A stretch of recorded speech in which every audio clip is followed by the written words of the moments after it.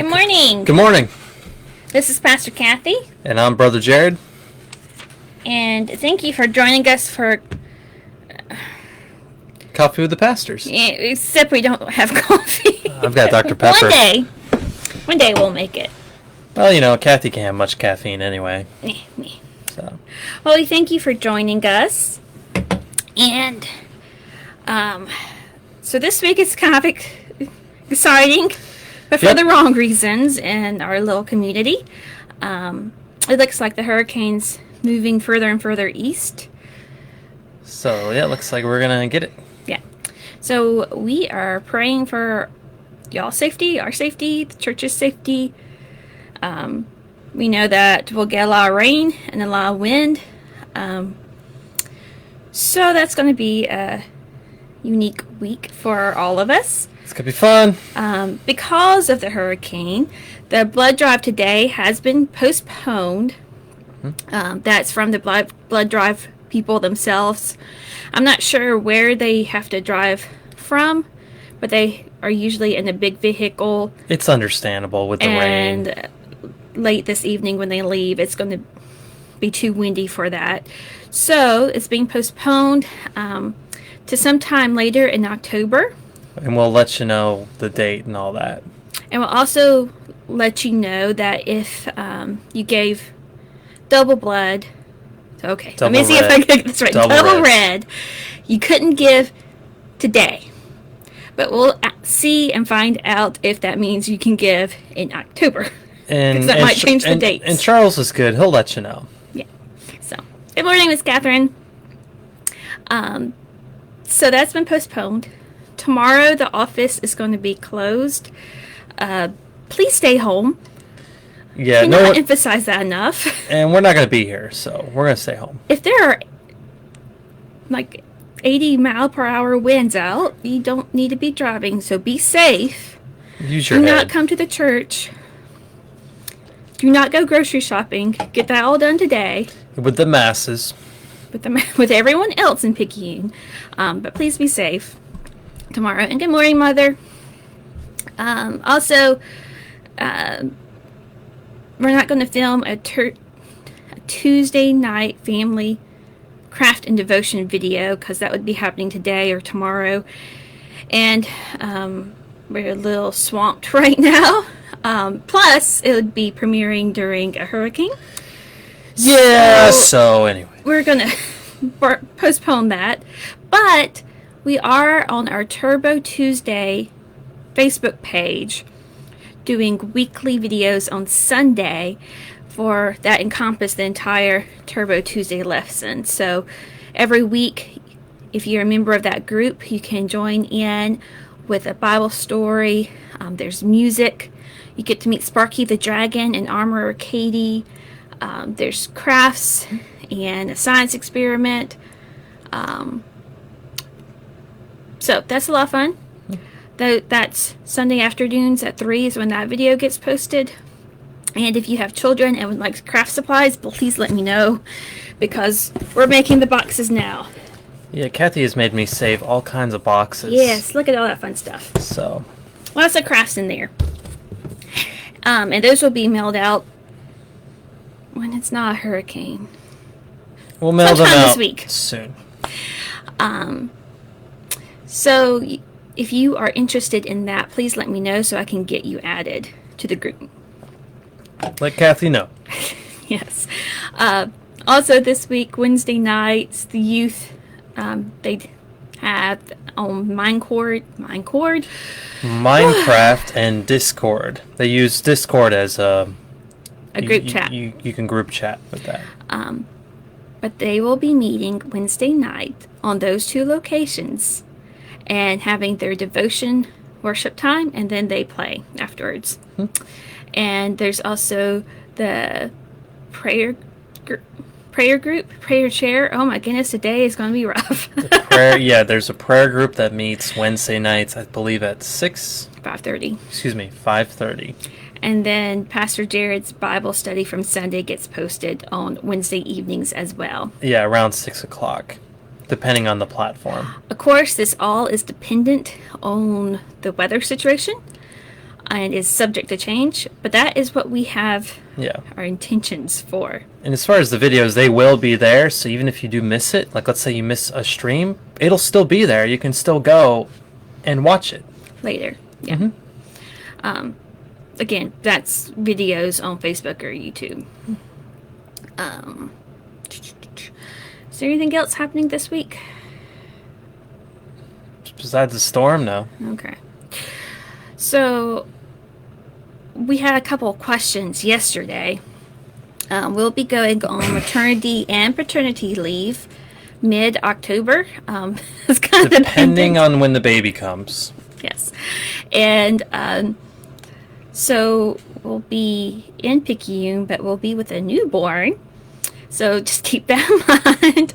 So we're going to be on leave. So we're pretty much off. But, if there's big things happen, what have you, we'll still be interacting with the church and everything. But we are going to be home. We are going to be taking care of our newborn daughter. We're going to take the time to enjoy her. So as pastors, we don't get a lot of time off. We don't. So. And that is actually 8 weeks. And don't worry. We have some terrific lay leaders here, and they've set up a preaching schedule. So you'll have a preacher on Sunday mornings. Billy Wally is going to be in the office some during the week. So if you swing by the office, there'll be someone here. And they're working on establishing a call schedule. So if you need to call someone, there'll always be someone available. So we do trust our leadership, and they're good people. They know what they're doing. And the church will be fine. Yeah, but it will be okay. We're going to take our maternity and paternity leave. If there's something big that comes up, like a funeral or another natural disaster, something crazy, because we'll be there. It's 2020. We got the theme. Yeah, theme's hurricane this time. Might be aliens. Who knows? It's a meteor next time. Oh yeah, after the meteor, then the aliens come. But anyway, just kidding aside. But we'll still be around. But of course, we're gonna be with our baby. Yeah. Also, important coming up is our Charge Conference on October 4th. That is a Sunday, and the Reverend Larry Hilliard will be with us, and we'll have that after worship. We will not have Charge Conference during worship. I know that's been done here before, but we're doing it after. Yeah, we're going to do it afterwards. It's easier that way. Yeah, and it'll be just the bare bones of what's needed for Charge Conference, since ours is exceptionally early this year for... It's going to be very simple, y'all. Yeah, it's not going to be super long. It's just going to be bare bones. Now, tell them what Charge Conference is. So, Charge Conference is when once a year we meet and we decide on the church officers. We decide on compensation for the clergy. We discuss some of the ministries that we've accomplished. It's a lot of administrative duties, but it's also a good way to reflect on what we've done for the year, and also to see how we're a connectional system. We are the United Methodist Church, and there are other United Methodist churches. And oftentimes with Charge Conference, before the pandemic, we would have a bunch, like a cluster, where a bunch of churches would come, and we would reflect on some of the ministries we've accomplished, see how what God's doing, glory sightings we call them, and it was a time of not only doing crucial administrative work, but also coming together in worship together as the body of Christ. Right. So this one's going to be a little bit different, but we will still be looking at where we have seen God at work over the past year. And we'll still be looking forward to 2021 and anticipating where God will show up. Yeah. Then. And we usually have Charge Conference once a year, but there are other times where we can call Charge Conferences. So. Yeah, well. Do you have anything else to say about connectionalism? Hooked on phonics, dude. It's just going to be a day. It's all right. We're just going to have to accept accept She's it. getting baby brain and storm brain. So I mentioned connectionalism. Our denomination, one of our advantages is that if I were to go to Ketchikan, Alaska, there is a United Methodist annual conference over there. And with my credentials, I could go over there because we're all part of the same denomination. So they would accept me, and I could continue. Let's say God called us to go over there to Ketchikan, Alaska. We could continue God's work. And with some other denominations, that's not always the case. It's, oftentimes churches have to advertise or seek out applicants. But for the United Methodist Church, we're connected together. And that goes beyond just pastoral appointments. It goes way beyond that. We're connected in mission. So, for example, the United Methodist Committee on Relief is our disaster response arm of the United Methodist Church. And because we have that, we can do so much more. So from us here at Picayune, First United Methodist, we are able to do X amount of work for disaster relief. But when we combine that with other Methodists, the amount of work that can be done in mission expands, and it's exponential growth, really. And because there are 800, 900 Methodist churches in the Mississippi Annual Conference, that work gets expanded quite a bit. That's also why most of y'all should hopefully know that we pay on apportionments. Those are mission shares, and those are kind of like a tithe that our church gives that goes to support other ministries of the Methodist Church. And because we do that, we are able to do so much more in our community and state and world. And that's another benefit of us being connectional and being in relationship with one another. We're stronger together. So, and do you have anything else to add? No, I think we've hit it on the head. Okay, we're building to the sermon tomorrow. Building to our sermon from yesterday. There are other things unique about the Methodist Church, but specifically, we're going to be talking about doctrine today. Doctrine. So, what are the main things that have the Methodist doctrine in them? Because we know our founder is John Wesley, but he didn't say, here is what Methodists are. He had sermons, he had notes, he had his journal entries, he had letters to people, but he never sat down and wrote, here's my book of theology. What do we look to for? Well, we look towards the articles of religion, the confession of our faith. And what are those things? It's been a little while. Well, we can consult our handy-dandy Book of Discipline, which is the purple book, which is a lot of fun. This is maroon. This is not okay. purple. Look at that. I don't... Look, I'm a dude. We don't see colors as well, okay? But both the Articles of Religion and Confession of Faith are kind of like a list of general things that we believe. And a lot of them are super basic, like... Jesus is Lord. He's the Son of God. Son of God. Things that you would expect. Some of them get more detailed. They're a little bit older, so there's some Catholic bias in them. So our services are supposed to be conducted in a language that people can understand. So that's addressed against... Yeah. Maybe at a time in the past with the Catholic Church, but that's not as much anymore. Right. But it's still in our Articles of Religion and Confession of Faith. The reason why we have two set lists is because we're the United Methodist Church, which means there are different branches of Methodism that came together, and each one had their own doctrinal history, and so they just kind of combine them. Yep. Okay. So those are two things. What's another? We have the general rules. And do you know what those are? That's what that's referring to? It's been a long There's only time. 3. I know this stuff, y'all, man. I'm serious. Like, I know this stuff. It's been a while since I looked at it. So, oh I should know this stuff. I know. This is why we need coffee. This is why we need coffee. The general rules. There's only 3. Do good. Do no harm. Yeah, stay in love with God. I knew one of them. Do no harm. It's like, because I remember that because that was Google's motto for a while. Do no evil. Yeah, Google.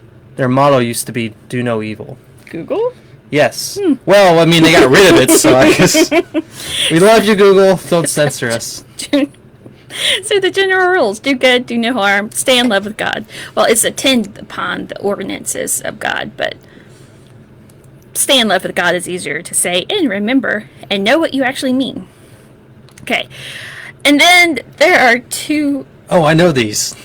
2 more. So the 2 more we have are Wesley's sermons and also his notes on the New Testament. But not the old. But not the old for some weird reason. I don't know. I don't know. But anyway, so sometimes, like, when I'm conducting research, like, I'll look at Wesley's notes, and what's really interesting with me and Wesley is I disagree with him all the time. But he's still cool, though. But there's sometimes where I'm like, I just don't know, man. But it's like 200 years ago, too, so. It's more like 3. Well, 250? It's been a long time. So his notes and his sermons, specifically the standard sermons. So John Wesley preached a lot. And he wrote down a lot. He was a writer. Yes, he very much was, which is shocking why he didn't write a book on Methodist theology. But he did have a collection of sermons that he considered his core sermons, and that is called the standard sermons. It's like 50? There are 52 in American Methodism. There's 44 in British.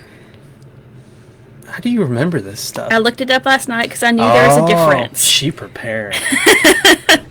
No, he codified 44, and then he wanted to go back and add 8, but because of the way the polity was set up with the model deed that he could, I don't know.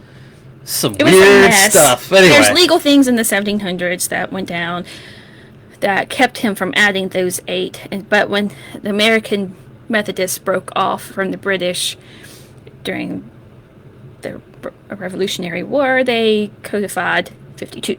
How do you remember? Do you remember this from Uncle Larry's? Yes. Wow. Oh, no.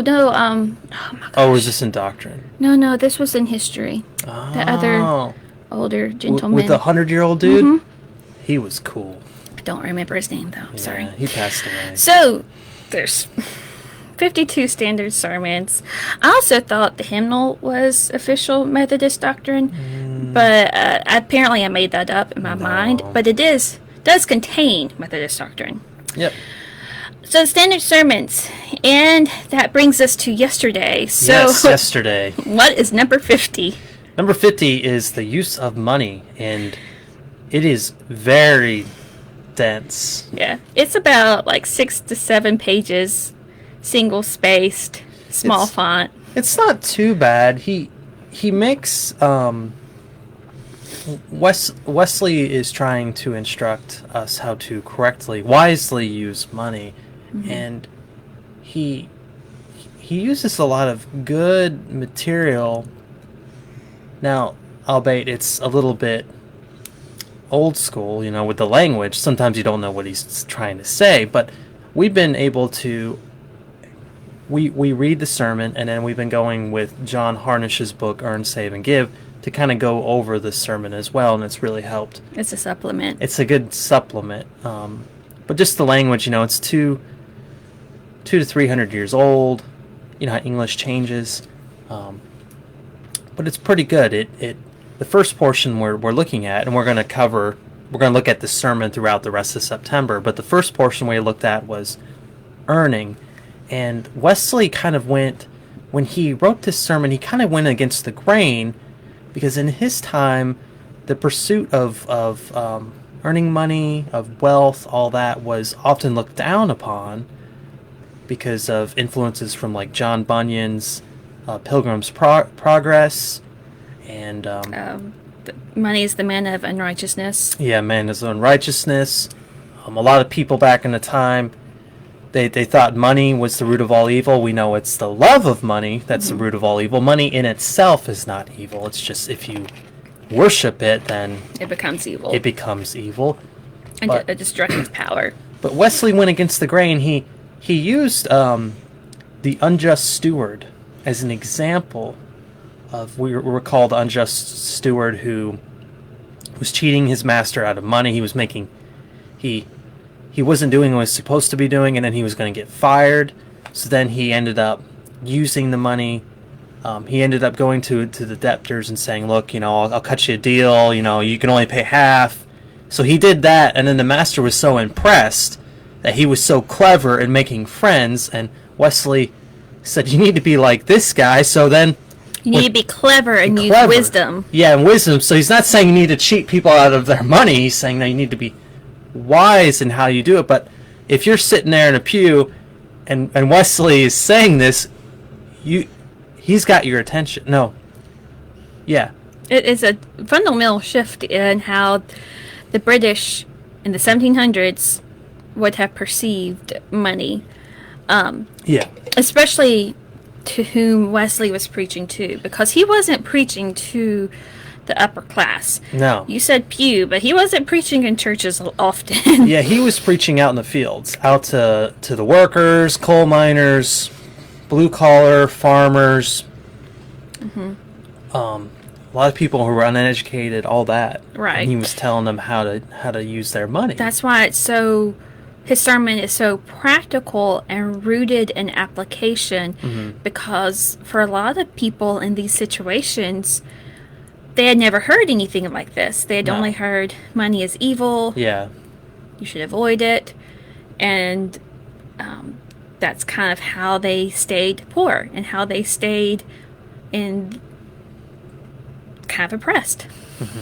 That's how they were held down by their society. And so what Wesley was saying Go ahead. was revolutionary for them, but also changed their lives. Because for those who took Wesley's advice, took his wisdom, and applied it, what happened to a lot of those working class Methodists is they became middle class because they became wise in how to spend their money. And once they were middle class, their lives improved. Imagine that. Yeah. They were able to afford medicine for their family. They were able to see doctors. They were able to provide education for their children. Things that we kind of take for granted, to be Yeah. honest, but that they didn't have. They had food to eat because they heard what Wesley was saying, saw the truth in it, and began to apply it. Now, yesterday you took kind of a different scripture. Yeah, so I didn't use the unjust steward. I used the parable Jesus explained in Luke 19, talking about there was a king and he gave 3 of his slaves certain amounts of money. They're called minas, but What is it? we can think of them as it's still going. Okay. We can think of them as 4 months worth of wages. Oh, so it's more than a denarii. Oh yeah. Oh, okay. I think I'm not really sure, but it's a pretty significant sum. And to one he gave 10, to another 5, and to another 1, and he instructed each of them to do business with us until I return, because the nobleman was going out to receive a kingdom. So when he came back, he summoned the servants, and the first servant said, "Hey, you gave me 10, I got 10 more." He said, "Good job." Then the other one came, you gave me 5, I gained 5. He said, "Cool." But the other one, he said he insults the now king, says, you're a stern man, you're a hard man, you all this stuff. And I just hid your money. And I didn't do anything, but here it is. And then the king ends up cursing him because he doesn't end up doing anything with the mina. Well, oftentimes when we interpret this, we can see the minas as being our talents, our gifts, but we can also see it as our money too. What are we doing with the money that we receive? Are we putting it to good use? Are we just hiding it? What are we doing with what God gives us? Because in the story, the king is Jesus. Yeah, the king is Jesus. I mean, it is pick up the on king. that. Yeah, I mean, it's pretty evident. But the same way, Jesus is asking us, do business with what I give you, with your talents, with your gifts, and even with the money that you earn. And then Wesley talks about how we are to, well, I adapted it. I used the minas to talk about how we are to wisely use money. And the first part is we are to earn all that we can. We are to do the best of our ability in our callings and where we're at in our lives. And I talked about how, let's say you're a janitor. What are you to do? You're to do your best. You're to clock in on time. You're to work as much as possible. You are to continue to learn and to improve, to earn all you can, so that not only can you provide for yourself and for your family, but maybe when someone comes who's in need, you can provide for them. And that's also not just something that Wesley pulled out of the air, but everything that we do is supposed to be done for the glory of God. That's Scripture. Yeah. And so he was taking different points from Scripture and combining them for his sermon. Yeah, it's just like, Jesus commands us to take care of our, neighbors. To feed the hungry, the shelter the homeless, all those kinds of things. Mm-hmm. And then the second point, I think, was we're to earn all we can. Was it with all diligence? We're to do so. We're to continue to learn. We're to continue to improve and to go from being good at what we're doing, to being great, to using our talents and our money and all that to the best of our ability. And I think yesterday you used the example of the engineer. Yeah. Doing everything that he can to learn more about his field, to grow, to expand what he knows about his work, and to not be diligent. The opposite of what he's supposed to do would be if he was to squander all of that and then go be a musician. Yeah, or just to coast which he through doesn't it. have gifting for. So we're supposed to be diligent in what we're doing, which means we're actually supposed to use the gifts that we've been given. Right. Not try and take other gifts. Yeah. I mean, don't get me wrong. You can take voice lessons. You can take piano lessons if you want. But if that's not your primary calling, that's kind of squandering your gifts, And then Wesley talked about how we're to earn all we can, but not at the expense of our health, of our soul, and of others. So if we have professions that are literally draining the life out of us, let's say they're very stressful, or you don't get any sleep, or you get sickly from it, it's not worth it. We're to earn all we can without making it more than earn all you can without it being more than what it costs. Yeah. That's like kind of a handful to say.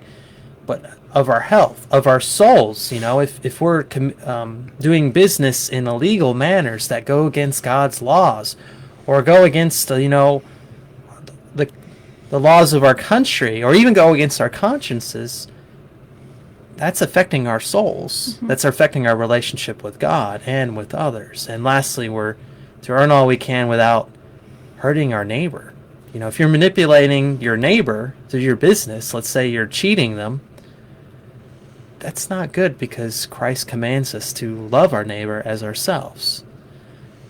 So, which means you have to love your neighbor and you have to love yourself. So when you're working, if you are throwing yourself under the bus, to speak, that's not following the commandment. No. that we've been given. Yeah, if you're throwing them under the bus, no, it's not. And lastly, we're to earn all we can in ways that glorify God. We're to earn justly and correctly. Yeah, I was thinking as you were preaching yesterday, one of my New Testament professors came from either Virginia or the Carolinas, where tobacco farming is big. And whenever he would preach on how you're not supposed to do things that are harmful for other people, the tobacco farmers would be convicted of that, because we know that tobacco is used in cigarettes and nicotine products, and they're addictive and they're detrimental to our health.